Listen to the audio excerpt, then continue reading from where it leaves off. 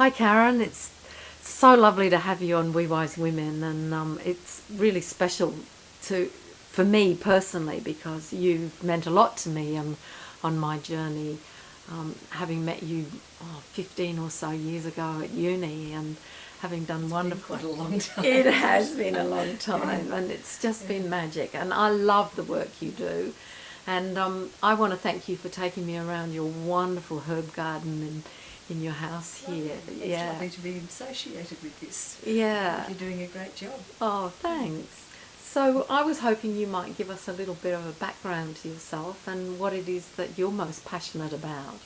The things I'm most passionate about these days is actually improving the health of people generally. And I find it an absolutely fascinating journey. And if we can get people's health back using things of the earth, I think that's really important. In fact, I think one of the reasons humans have survived for as long as we've had, because we've had the uses of plants and herbs and things to actually improve our health, and I think that's why we're here. The fact that we've strayed from that path a bit these days, I think, is a problem. However, I think there's a role for medicine and for pharmaceuticals, but I think it's a last resort. There's an enormous amount you can do about improving your health. Just from the kitchen or just from your garden. The grandmothers always used to be the keepers of the health for people, and I think today we should be getting back to that ideal.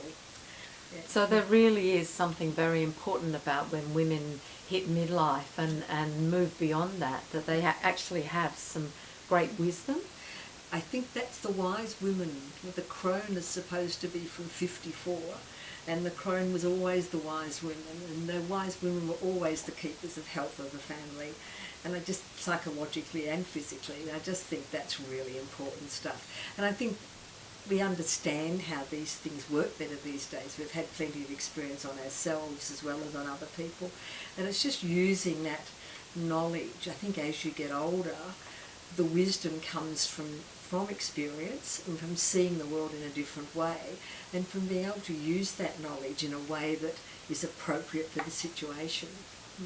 And of course, we're nothing without our health, really, are we? I mean, it makes it very difficult to do all the other things we dream of. No, we wouldn't be anything without our health. Yeah. We'd be miserable and depressed and in pain and, with no quality of life at all. Our bodies are such amazing things. They do have an energy for healing, and I think that energy for health, in fact, is much greater than the energy for illness, but it needs to be encouraged and it needs to be supported.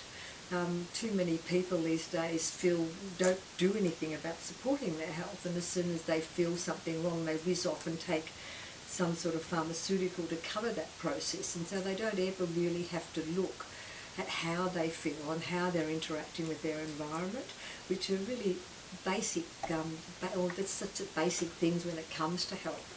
I think if we all started to look at that and started to look at gentler ways and more life-affirming ways and more natural ways to treat our health generally, we would all be far better off. We'd probably be much healthier, live longer, and generally be much happier. Karen, thank you so much for that. And so women can get on your website and find out more about all of the wonderful natural herbal stuff that you deal with on a regular basis. Herbs were the original medicines this planet had to offer, and they're still there. Yes. Thank you, wise woman. Thank you.